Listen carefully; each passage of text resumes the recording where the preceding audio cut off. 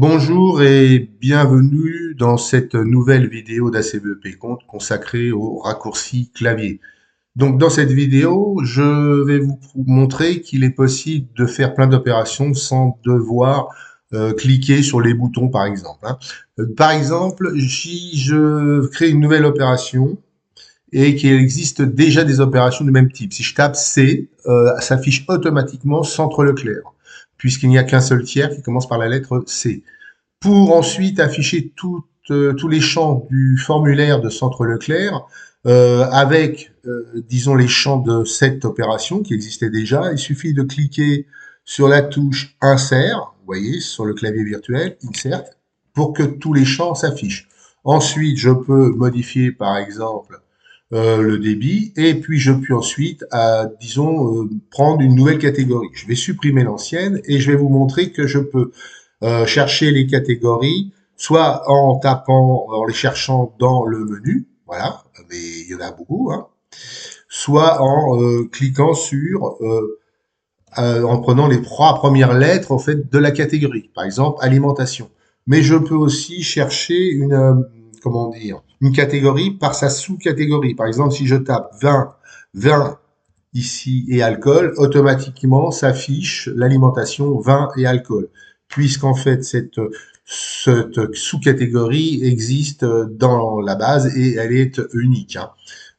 Donc, mais bien sûr, là j'ai un menu, je peux, si je veux, sélectionner autre chose. Donc là, jusque-là, tout va bien.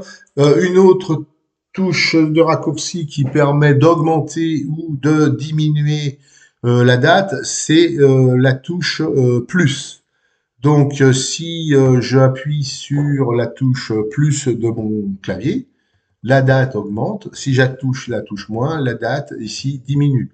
Je vais créer donc cette nouvelle opération à la date, par exemple, du 10 février 2025. Alors, soit je fais moins et je vais jusqu'à la date du 10, soit j'appelle le calendrier et je vais en février à la date du 10, vous voyez, et je fais OK, et ça va être automatiquement la date du 10, soit je mets carrément moi-même l'opération, je l'écris, par exemple, si je mets à la date du 9 février 2025. Donc voilà, j'ai une nouvelle opération et je vais la valider. Alors pour la valider, donc je peux appuyer sur le bouton valider, par exemple, ici, mais je peux aussi la valider en faisant Alt V. Pourquoi Alt V? Parce que vous voyez chacune des lettres composant comment dire, les boutons, quand les lettres sont soulignées, hein, donc vous voyez V est souligné, E est souligné, etc. Ça signifie qu'en associant sur le clavier le Alt à la touche qui est donc soulignée, que je peux faire avoir la même action. Donc si au lieu d'appuyer sur la touche valider, je vais dans mon clavier et que je fais Alt et en même temps V, ça va automatiquement réaliser, enfin valider cette opération. Maintenant, je vais rappeler de nouveau l'opération Centre Leclerc, voilà. Je vais de nouveau faire insertion pour avoir tous mes champs. Je vais prendre un débit, par exemple, de 58 €. Je fais n'importe quoi, bien sûr. À la date, je vais sélectionner une date, donc de février, par exemple, à la date du 2 février. Voilà. Je vais valider cette date, ok. 2 février, hein. Je vais conserver, non, je vais modifier mon alimentation ici. Je vais mettre supermarché, par exemple. Si j'avais voulu, j'aurais pu marquer S, U, et ça s'affichait automatiquement, hein. Je vous ai montré ça. Une fois que j'ai ma nouvelle opération, pour la valider, au lieu d'appuyer sur le bouton valider et faire Alt V, je vais tout simplement, comme il est dit, vous voyez, en bas de l'écran, là, de mon écran, que je peux faire enfin, pour valider ici, que je peux valider une nouvelle opération en faisant Alt V ou Return. Donc, je vais sur Entrée de mon clavier ici, hop, et je vais avoir exactement le même effet. D'ailleurs, je vais vous le montrer, hein, si je remonte ici, à la date du 2, je viens d'avoir une opération donc égale à 58 €. Voilà, une fois que j'ai fait ça, je vais voir un peu les autres formes, les autres champs. Si je rappelle la date du 2, par exemple, alors je peux la modifier, hein, cette opération, si je veux. Je peux aussi, comment dire, effacer tous les champs du formulaire, donc en faisant, vous voyez, Alt E, donc Alt E, voilà. Oui, on me dit, ah non, là, je sais pas, oui, je peux effacer cette opération, hein. Donc, ça veut dire que je vais la mettre dans la corbeille, hein. Donc, je vais faire oui. voyez le oui, je peux appuyer sur le bouton oui, ou le bouton non, hein, je peux mettre oui, mais je peux faire aussi Alt U, vous voyez, puisqu'en fait le petit U est donc souligné. Donc si je fais Alt U, voilà, ça me fait le même effet. Je vais en faire une deuxième que je vais mettre dans ma corbeille, mais je vais me tromper, je vais prendre une opération rapprochée. Et je vais de nouveau l'effacer. Je vais appuyer sur le bouton effacer, et on me dit que c'est impossible d'effacer une opération rapprochée. C'est logique, hein, sinon après, toutes vos opérations, tout va être faux. Hein. Tous vos comptes vont être faux. Et ça, il faut pas que ça soit faux. Donc je fais OK, je peux pas. Je vais prendre une opération qui n'a pas été rapprochée, par exemple celle-ci.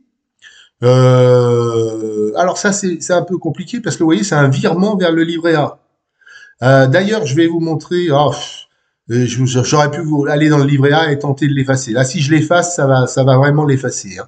Mais si je vais dans mon compte ici, livre A de Monsieur, vous voyez, on me dit qu'il y a un virement depuis Toto. Donc, si je sélectionne ça, cette opération-là, celle de 500 euros par exemple, et que je dis que je veux l'effacer, on va me dire qu'on peut pas effacer un virement depuis le compte destinataire, qu'il faut utiliser le compte source. Vous voyez, donc tout est quand même bien verrouillé dans la CBEP compte. Hein. Donc je vais aller dans mon compte. Euh, je vais de nouveau sélectionner le compte Toto. Voilà. Je vais prendre une opération peut-être plus simple qu'un virement. Hein, pour vous montrer que ça marche, je vais prendre par exemple une opération à la date du 9 février, l'opération du centre Leclerc, comme ça, et je vais faire effacer. Alors pour effacer, je vous rappelle, je vais faire Alt et E. Voilà. On me dit qu'on va effacer l'opération, si je suis d'accord. On me rappelle que l'identification, c'est 53. L'identification est ici. Comment dit, identifie toutes mes opérations dans la base de données. Donc, pas de problème. Hein, vous pouvez même contrôler que c'est bien l'opération qu'on veut bien effacer. Si je réponds oui, hein, en cliquant sur le bouton oui, par exemple, l'opération est effacée. Donc, dans la corbeille. Si je retourne maintenant dans la corbeille des opérations, je vois mes deux opérations qui ont été effacées. Alors, je peux rappeler une opération, puis faire annuler les champs du formulaire. Donc, vous voyez, il y a Z. Si je clique dessus ou je fais pardon, non, voilà, Alt, Z, alors, Alt et Z. J'ai appuyé sur tellement de touches à la fois, là, j'ai bougé un petit peu. Alt Z, ça efface tous les champs du formulaire. Si je veux effacer cette opération, donc je peux la double-cliquer dessus, la rappeler et lui demander de la supprimer dans la base, ou de la restaurer en faisant Alt R, hein, bien sûr, etc., etc. Mais il y a aussi une autre possibilité, donc là je vais déjà faire Alt Z pour que ce soit tout bien propre, hein, voilà. Il y a une autre possibilité, je veux supprimer toutes les opérations de la corbeille, c'est-à-dire vider ma corbeille. Donc dans ce cas-là, il suffit de cliquer sur le bouton vider, donc je vais faire Alt V, et donc à chaque opération, on va me demander si je veux effectivement l'effacer, la supprimer ou pas définitivement. Si je réponds oui, elle est supprimée. Ensuite, on me dit la deuxième, c'était la 53, je réponds oui, et là ma corbeille est vide. Voilà, si ensuite pour quitter, je fais Alt Q ou j'appuie sur le bouton quitter. Voilà, donc j'ai fait à peu près le tour des raccourcis, sachant que dans tous les, comment dire, dans tous les, comment dire, les fenêtres, on retrouve les mêmes raccourcis clavier. Donc, je vais pas vous tous les passer en revue. Je vais vous parler plutôt de deux raccourcis, enfin d'un raccourci clavier un peu particulier, qui est un raccourci clavier cette fois-ci qui opère, par exemple, qui s'associe à un menu. Par exemple, la recherche des opérations, CTRL F. On retrouve d'ailleurs ça dans Windows. Alors ouais, c'est pas un Alt quelque chose, c'est un CTRL. Donc là, c'est affiché, comme quoi il faut faire CTRL F pour rechercher les opérations. Donc je vais le faire pour vous montrer. Si je fais CTRL et qu'en même temps j'appuie sur la touche F, je retrouve le formulaire de la recherche des opérations. Alt Q pour sortir. Si j'ai un peu la même chose au niveau, je sais plus, c'était, je me souviens plus. J'en ai d'autres, mais des contrôles. Hein. Voilà. Une fois qu'on a vu ça, je pense qu'on a à peu près tout vu. Hein. Il reste par exemple l'aide, hein, où c'est pareil. Hein, vous faites Alt Q, pardon, Alt D, par exemple, d'aller dans l'aide. Voilà. Donc, vous voyez, on est ici, OK, pour sortir. Ensuite, vous avez d'autres possibilités. Alors, vous voyez, à chaque fois que je vais sur une touche ici, par exemple valider, hein, on rappelle dans le menu, alors je peux pas vous descendre la souris pour vous le montrer, mais en bas de l'écran là de la CBEP compte, on voit qu'on rappelle à quoi sert la touche, c'est pour valider une opération, et qu'on peut faire Alt V ou simplement return pour valider une nouvelle opération. D'ailleurs, je vais vous montrer, hein, si j'appelle par exemple une opération là du 1er mars, non pas celle-ci, c'est virement, c'est un peu compliqué, hyperalimentation par exemple, hein, qui n'est pas rapprochée. Si je crée, donc je rappelle cette opération et que je veux la modifier en mettant 146 € à la place, ok. Si je veux valider, je clique sur valider, je fais ou Alt V ou j'appuie sur entrée. Voilà. Et hyperalimentation a été modifiée et elle fait maintenant 146 €. Donc, vous voyez, tout est dit au niveau d'ACBEP compte pour chacune des touches. Hein, j'affiche hein, ce qu'on peut faire avec les raccourcis et tout. Vous avez ça dans tous les formulaires, enfin, vous avez ça dans toutes les fenêtres, sachant que, évidemment, que dans toutes, quelles que soient les fenêtres, comment dire, même si vous retrouvez un Alt Z pour raser le formulaire ou Alt V pour valider ce que vous avez fait, il s'agit de touches de raccourci contextuelles. C'est lié à la fenêtre qui est ouverte. Et évidemment, ça n'a pas d'effet sur les autres fenêtres, en particulier sur la fenêtre principale.